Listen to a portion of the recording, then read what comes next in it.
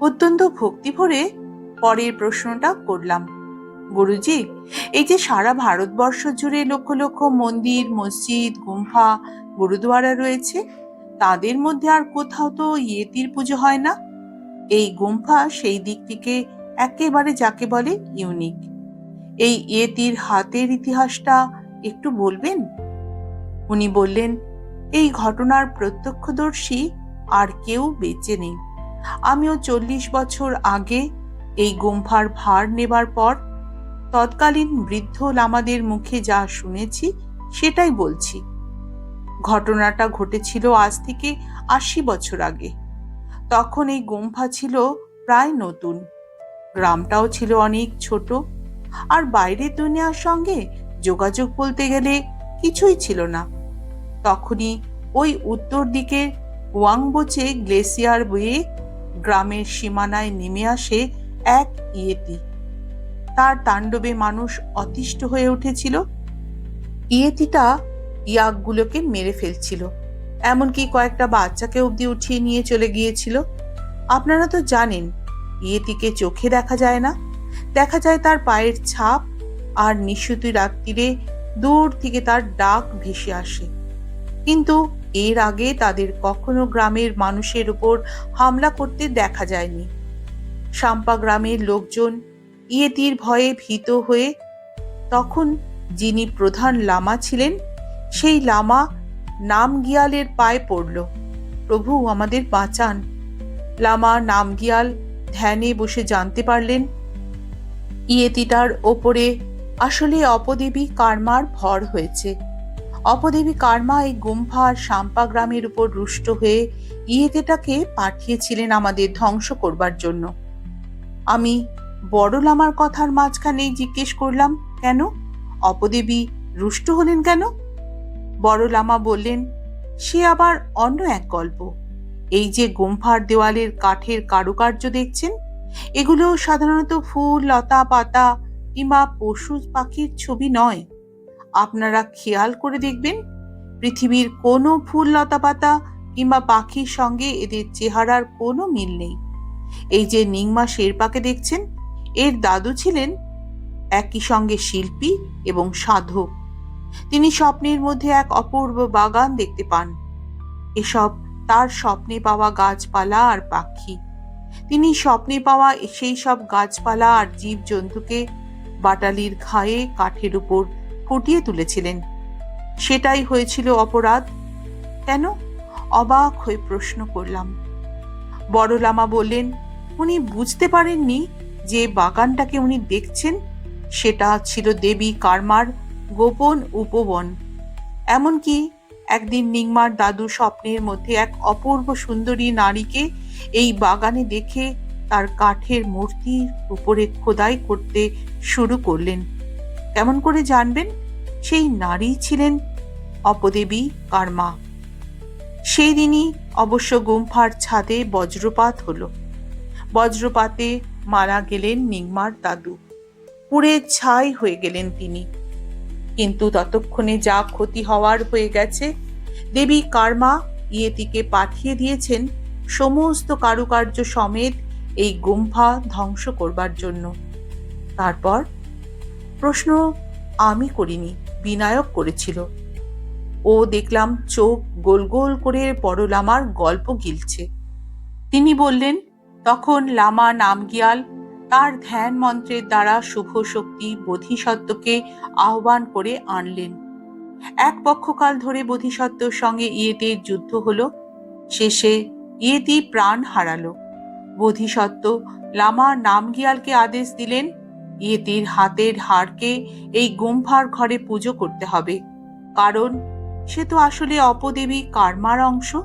বুঝলেন? মাথাটা ঝিমঝিম করছিল, তবু যথাসম্ভব নির্বিকার মুখে বললাম, বুঝলাম। আচ্ছা গুরুজি, সেদিন মানে 11 তারিখ রাতে যখন ঘটনাটা ঘটল, তখন আপনি কি করছিলেন? আমি ঘুমোচ্ছিলাম বাবুজি। আমি প্রতিদিনই রাত 9টার মধ্যে ঘুমিয়ে পড়ি, উঠি ভোর 5টায়। ওরা আমাকে আর জাগায়নি, জানে আমি অসুস্থ মানুষ। বড় লামাকে প্রণাম জানিয়ে আমরা 3 জনে বেরিয়ে এলাম। সামনের দরজা দিয়েই বেরোলাম। তবে আমি আর বিনায়ক প্রায় একসঙ্গেই নিংমাকে বললাম, একবার পেছনের উঠোনটা ঘুরে যাব। গেলামও তাই। দিনের আলোতেই ওই উঠোনের মাঝখানে দাঁড়িয়ে কেমন যেন গা ছমছম করে উঠল। এত নির্জন, এত নিস্তব্ধ। উঠোনের উত্তর সীমানার বেড়ার দিকে নিচেই খাদ। তার এপাশ থেকে শুরু হয়েছে পাহাড়ের ঢেউ। যত দূর চোখ যায় জঙ্গল আর শুধু জঙ্গল। একটা পাখি অব্দি উঠছে না কোথাও। এই মুহূর্তেই যদি এখানে একটা লোক আরেকটা লোককে খুন করে, তার কোনো সাক্ষী থাকবে না। রাত 10টার সময় এই উঠোনের চেহারা কি হবে অনুমান করতে পারছিলাম। ঘটনাটার পর অনেকগুলো দিন কেটে গেছে। এর মধ্যে অনেকবার বৃষ্টিও হয়েছে, ঝড়ও উঠেছে, ঝাটপাট পড়েছে নিশ্চয়ই। কাজেই আমরা আজ আর কোনো ক্লু খুঁজে পাবো না, তেমন আশা করছিলামও না। তবু পুরো উঠোনটাই ঘুরে দেখলাম। সুরেশ যেদিন আমার বাড়িতে এসেছিল সেই দিনই আমার স্মার্টফোনে কয়েকটা ছবি হোয়াটসঅ্যাপ করে দিয়ে গিয়েছিল। এখন সেই ছবিগুলোকে আসল জায়গার সঙ্গে মিলিয়ে দেখলাম ঠিক কোনখানটায় বেড়ার ফাঁক গলে জ্যাকি এই উঠোনে ঢুকেছিল, কোন দিক দিয়ে এগিয়ে গিয়েছিল গুম্ফার দিকে, কোথায় ওর ডেড বডি পড়েছিল। ছবিতে ওর পায়ের ছাপ ধরে ধরে নিজেও হাঁটলাম। ব্যাপারটা সত্যি বুঝতেই পারছিলাম না। পতনজনিত মৃত্যু, কিন্তু পতনটা হলো কোথা থেকে? সত্যি কি অমিত শক্তিশালী ওকে কেউ? না, কি সব অযৌক্তিক চিন্তা করছি। নিজের উপরই নিজে রাগ করলাম। গুম্ফার ছাদের দিকে তাকালাম। ঢালু প্যাগোটার মতো ছাদ, ভেতর থেকে সিঁড়ি নেই, বাইরে থেকে মই, কিচ্ছু নেই। একটা গিরগিটির পক্ষেও ওই ছাদে চড়া অসম্ভব। ওখান থেকে কাউকে ছুঁড়ে ফেলাও সমান অচিন্তনীয়। এবার তাকালাম প্রেয়ার হুইলটার দিকে। বিশাল প্রেয়ার হুইল, মূল সিলিন্ডারটার মানে যেটার মধ্যে মন্ত্রপুত কাগজ থাকে, সেটা মনে হলো তামা দিয়ে তৈরি। সিলিন্ডারটার সারা গায়ে মন্ত্র খোদাই করা ছিল। সিলিন্ডারটা আবার বসানো রয়েছে একটা আলকাতরা মাখানো পাইন গাছের গুড়ির নিচের দিকে, আর গুড়িটা পোতা রয়েছে কংক্রিটের একটা ছোট বেদির মধ্যে। ঠিক পোতা নেই, তাহলে তো ওটা ঘুরতই না। বেদির গর্তের মধ্যে উকি মেরে দেখলাম লরির চাকার মতো মস্ত একটা বল বিয়ারিং এর ঠিক মাঝখানটার খুঁটিটা বসানো রয়েছে। সেই জন্য ঠেলা দিলেই খুঁটিটা ঘোরে। গর্তের মধ্যে আরো একটু মুখ নামিয়ে দিয়ে দেখলাম মরচে ধরা বিশাল বিয়ারিংটার গায়ে পরিষ্কার দেখা যাচ্ছে জেসব অ্যান্ড কোম্পানির নাম। দেখে বেশ চমৎকৃত হলাম। হাওড়া ব্রিজ আর দিল্লির পার্লামেন্ট হাউস তৈরির মূল কারিগর যে কোম্পানি, তাদের তৈরি করা মেশিনের পার্টস দুর্গম এক পাহাড়ি গ্রামের গুম্ফার প্রেয়ার হুইল ঘোরাচ্ছে। ভাবা যায়? নিংমা হঠাৎ এগিয়ে এসে আমাকে টেনে সরিয়ে নিল। বলল, এসব 100 বছর আগেকার কলকবজা। সেফটির মতো হাবিজাবি ব্যাপারগুলো তখন এত মানা হতো না, এত কাছে যাবেন না। দেখলাম ওর মুখে উদ্বেগ। একটু লজ্জিতই হলাম। সত্যি এইভাবে গর্তের মধ্যে মুখ বাড়ানো আমার ঠিক হয়নি। ওখান থেকে চলে আসার আগে বিনায়ক গায়ের জোর দিয়ে প্রেয়ার হুইলটার একটা ঠেলা মারল। মারতেই সেটা ওই পাইন গাছের গুড়ি সমেত দিব্যি নিঃশব্দে 2 পাক ঘুরে গেল। আরেকবার ভালো করে পুরো প্রেয়ার হুইলটার আপাদ মস্তক মাপলাম। সুরেশ তামাং তার অবজারভেশনের প্রশংসা না করে পারলাম না। সত্যি একটা 12 বছরের ছেলেও লাফ মেরে ওই সিলিন্ডারটার মাথায় চড়তে পারবে, এবং তারপরেই অনায়াসে নারকেল গাছে চড়ার মতো করে খুঁটির মাথাটাতেও উঠে পড়তে পারবে। বরং আরো সহজেই পারবে, কারণ নারকেল গাছের গায়ে খাঁজ কাটা থাকে না। আর এই পাইন লগটার গায়ে এখন ওখানে দিব্যি খোপ কাটা রয়েছে। নিংমাকে জিজ্ঞাসা করে জানতে পারলাম এই খোপগুলো উৎসবের সময় নিশান লাগানো দড়ি বাঁধতে কাজে লাগে। আপাতত সেগুলোর পা রাখার জায়গায় হিসেবে ব্যবহার করা হয়। সেটা না হয় হলো, না হয় ধরেই নিলাম জ্যাকি সুব্বা এই খোপগুলোতে পা রেখে পাইন লগের ডগায় পৌঁছেছিল এবং তারপর সেখান থেকে ইয়েতির ঘরের কার্নিশে। কিন্তু তাতে কি প্রমাণিত হলো? ওই প্রেয়ার হুইলের ডগা কিংবা জানলার কার্নিশ যাই হোক, সেখান থেকে এত দূরে, প্রায় 20 ফুট দূরে ওর প্রকাণ্ড শরীরটা এসে পড়লো কেমন করে? শাম্পায় আমাদের আসার পর থেকে ধরলে এটা 3য় দিনের কথা। আগামীকাল অবধি এখানে রয়েছি। পরশু সকালে আমরা পায়ে হেঁটে শাম্পা থেকে গোর্খে হয়ে ফিরে যাব। সুরেশ বলেছে 2জন কনস্টেবলকে পাঠিয়ে দেবে আমাদের নিয়ে যাওয়ার জন্য। হিলে থেকে গাড়িতে জোরপোখারি যাব। এখনো অবধি জ্যাকির অদ্ভুত মৃত্যুর কারণ সম্বন্ধে কোনো ধারণাই তৈরি করে উঠতে পারিনি। তবে একটা লাভ হয়েছে, শাম্পা গ্রামটা যে ঠিক স্বর্গপুরী নয়, এখানেও যে নানা রকমের স্বার্থের টানাপোড়েন রয়েছে সেটা বুঝতে পেরেছি। হ্যাঁ, অপরাধ এখানেও ঘটতে পারে, ঘটেছেও। আরও একটা ভয়ঙ্কর ব্যাপার ইতিমধ্যেই ঘটে গেছে। আমি আর বিনায়ক মারা যেতে পারতাম, অল্পের জন্য মরিনি। কি হয়েছিল বলি? কাল সন্ধ্যেবেলা থেকেই ওয়েদার বিগড়ে গেছিল। পাহাড়ের এই উচ্চতায় আবহাওয়ার এমন খামখেয়ালিপানা কিছুই অস্বাভাবিক নয়। নিংমা শেরপার বাড়ির বন্ধ জানলার সার্সির সামনে মুখোমুখি চেয়ার নিয়ে বসে আমি আর বিনায়ক দেখছিলাম কেমন করে তাণ্ডব ঘনিয়ে আসছে। সন্ধে 6টা নাগাদ একটা জোরালো হাওয়া বইতে শুরু করলো। এদিক ওদিক থেকে গ্রামবাসীদের উদ্বিগ্ন চিৎকার ভেসে আসছিল। আমাদের ঘরে তড়িঘড়ি 2টো হ্যারিকেন জেলে দিয়ে নিংমার স্ত্রী জিনা বলল, ঘর থেকে বেরোবেন না সাহেব, এখনই ঝড় শুরু হবে। জিজ্ঞেস করলাম, তুমি কোথায় যাচ্ছ? ও বলল, ইয়াকগুলোকে মাঠ থেকে ফিরিয়ে আনতে। আমি বললাম, নিংমা কোথায়? জিনা মুখ বেঁকিয়ে উত্তর দিল, কে জানে, দুপুরের পর থেকে তো আর দেখছি না, গেছে কোথাও মোরলি মারতে। এই বলে সে বেরিয়ে গেল। তারপর তো শুরু হলো ঘন ঘন বিদ্যুৎ চমক আর বজ্রপাত। নিকষ অন্ধকারের মধ্যে এক একবার করে আকাশ ফালা ফালা করে বিদ্যুৎ চমকাচ্ছে, আর বহু দূরে পাহাড়ের মাথায় ফালুটের ঘর বাড়িগুলো সাইকোডেলিক পিকচারের মতো মুহূর্তের জন্য ধরা দিয়েই মিলিয়ে যাচ্ছে। দেখতে পাচ্ছি শুধু মাথার উপরে আকাশটাই মেঘে ছেয়ে গেছে, তাই নয়, মেঘ জমেছে পায়ের নিচেও। একটু পরেই সত্যি বৃষ্টি নামলো। সে কি ভয়ঙ্কর বৃষ্টি! মনে হচ্ছিল আকাশ থেকে মাটির উপরে কোটি কোটি জলস্তম্ভ আছড়ে পড়ছে। তার মধ্যেই ভিজে চুপচুপে হয়ে বাড়ি ফিরল জিনা আর নিংমা। একসঙ্গেই ফিরল দুজনে। রাত 9টা নাগাদ বৃষ্টি একটু ধরলো।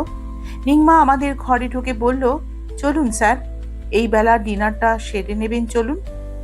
আগে বলা হয়নি, নিংমার বাড়ির কিচেন কাম ডাইনিং রুমটা মূল বাড়ির পেছনে, বাগানের শেষ প্রান্তে। বাড়ির পেছনের দরজা দিয়ে বেরোলেই ঢালু ঘাস জমি, সেটা ধরে বড়জোর 40 ফুট গেলেই খাদের কিনারা। কিচেনটাও ওখানেই, ওই খাদের ধারে। অনেকগুলো সরু সরু পায়ে চলা রাস্তা, তার মধ্যে মাত্র একটাই পৌঁছেছে কিচেনের দরজায়, বাকিগুলো খাদে ঝাঁপ মেরেছে। প্রথম দিন এখানেই পৌঁছে নিংমাকে জিজ্ঞেস করেছিলাম, খাদের দিকটায় বেড়া দাওনি কেন? অমন বিপজ্জনক রাস্তাগুলো বানানোরই বা কি দরকার ছিল? তাতে নিংমা একগাল হেসে বলেছিল, আপনাদের কাছে খাদ, হাবিজাবি ইয়াকগুলোর তো ওটাই চড়ে খাওয়ার জায়গা। আমি থোড়াই ওই রাস্তাগুলো বানিয়েছি, ইয়াকদের পায়ে পায়ে রাস্তা তৈরি হয়ে গেছে। তবে আমার অস্বস্তি বুঝতে পেরে নিংমা সাবধানতা নিয়েছিল ঠিকই। একটা হালকা বাঁশের বেড়ায় সাদা রং করে কিচেনের রাস্তাটার মুখে খাড়া করে দিয়েছিল। আমরা রাতে ওই বেড়াটা লক্ষ্য করে ঠিক রাস্তায় পা রাখতাম। সেদিন আমি আর বিনায়ক বাগানে পা দিয়ে দেখলাম এমন ঘন অন্ধকার যে পায়ের নিচের রাস্তাটাও ভালো করে দেখা যাচ্ছে না। ফোন নিয়ে বেরোয়নি বলে আফসোসও হলো। কাছে মোবাইল থাকলে তখন অন্তত ফ্ল্যাশ লাইটটা জ্বালাতে পারতাম। তবে কিচেনের রাস্তায় দাঁড় করিয়ে রাখা বাঁশের বেড়াটা দেখা যাচ্ছিল। দুজনে কথা বলতে বলতে সেই বেড়া অবধি ঠিকঠাক পৌঁছেও গেলাম। কিচেনের ভেতরে জিনার জ্বালিয়ে রাখা লণ্ঠনের আলো দেখতে পাচ্ছিলাম। জিনা আর নিংমার কথা বলার আওয়াজও শুনতে পাচ্ছিলাম। আর বড়জোর 20 পা গেলেই ওখানে পৌঁছে যাব। হঠাৎ বিনায়ক আমার কাঁধটাকে শক্ত করে চেপে ধরে আমাকে দাঁড় করিয়ে দিল। আমি চমকে উঠে বললাম, কি হলো? বিনায়ককে উত্তর দিতে হলো না। ঠিক সেই সময়ে একবার বিদ্যুৎ চমকে উঠল। দেখলাম আমরা দুজনেই খাদের কিনারায় দাঁড়িয়ে আছি। এর পরের পদক্ষেপে আমরা গড়িয়ে পড়তাম খাদের নিচে। আমার মতো শক্ত মানুষেরও গাটা শিরশির করে উঠল। পায়ে পায়ে পেছোতে পেছোতে বিনায়ককে বললাম, থ্যাংক ইউ বিনায়ক। তুমি বুঝলে কেমন করে? বিনায়ক খাদের মুখে ফুটে থাকা কয়েকটা সাদা স্নেক লিলি ফুলের গাছের দিকে আঙুল দেখিয়ে বলল, কাল যখন ডিনার সারতে এসেছিলাম তখন কিচেনের বারান্দায় দাঁড়িয়ে মুগ্ধ হয়ে দেখেছিলাম ফুলগুলোকে। কাছে যেতে সাহস পাইনি। আজ হঠাৎ পায়ের কাছে ওদের দেখে চমকে উঠেছিলাম। প্রথমে ভেবেছিলাম স্নেক লিলি কি সাপের মতো বুকে হেঁটে কিচেনের রাস্তায় চলে এলো। তারপর বুঝলাম আমরাই কোনোভাবে ওদের কাছে চলে এসেছি, বিপজ্জনক রকমের কাছে। কিচেনের কাঠের দরজা ঠেলে ভেতরে ঢুকে নিংমাকে বললাম, বেড়াটাকে কে সরিয়ে অন্য রাস্তার উপরে রেখে দিল নিংমা ভাই? মরতে বসেছিলাম যে আর একটু হলে। নিংমা আর জিনা দুজনেই তাই শুনে টর্চ নিয়ে দৌড়ে বেরিয়ে গেল। তারপর কপাল চাপড়ে মাথার চুল ছিঁড়ে ঝড়কে সাপমন্নি করে সে এক তাণ্ডব বাঁধিয়ে তুলল। মানে ওদের বক্তব্য ছিল ঝড়ের দাপটেই ওই হালকা বেড়াটা নিজের জায়গা থেকে উড়ে এসে ওখানে পড়েছে। মনে হলো সেটা হতেই পারে। আর কথা না বাড়িয়ে আমি, বিনায়ক আর নিংমা মিলে ধরাধরি করে বেড়াটাকে যথাস্থানে সরিয়ে রেখে কিচেনে খেতে বসলাম। খাওয়া দাওয়ার পাট চুকিয়ে আমরা ঘরে ফিরে এলাম। ঘরে ঢুকতে না ঢুকতেই আবার মুষলধারে বৃষ্টি শুরু হলো। আর কোনো কাজ ছিল না বলে হ্যারিকেনের দম কমিয়ে রেখে শুয়ে পড়লাম। তবে তখনই ঘুম এলো না। মন বলছিল বাঁশের বেড়াটা ঝড়ে সরে যায়নি, কেউ ওটাকে সরিয়ে দিয়েছিল। তারপর একটা সময় ঘুমে চোখ জুড়িয়ে এলেও অন্য দিনের মতো ঘুম তেমন গাঢ় হলো না। একবার যেন উত্তরে তুষার শৃঙ্গের ওদিকে থেকে একটা এক টানা ডাক শুনতে পেলাম। ইংরেজিতে যাকে বলে হাউলিং। ইয়েতি কি সত্যিই রয়েছে? সত্যি কি ইয়েতি বলে কিছু আছে? এই সত্যিটা জানতে হলে বন্ধুরা সেই হাত জ্যান্ত গল্পের 6ষ্ঠ পর্বের গল্প পাঠ শুনতে হবে। ততক্ষণ তোমরা শুনতে থাকো আমার আজকের পাঠ করা গল্প 5ম পর্ব। গল্পটি লিখেছেন সৈকত মুখোপাধ্যায় আর গল্প পাঠে আমি নন্দিতা। তোমাদের জানাই অসংখ্য ধন্যবাদ ও এক রাশ ভালোবাসা।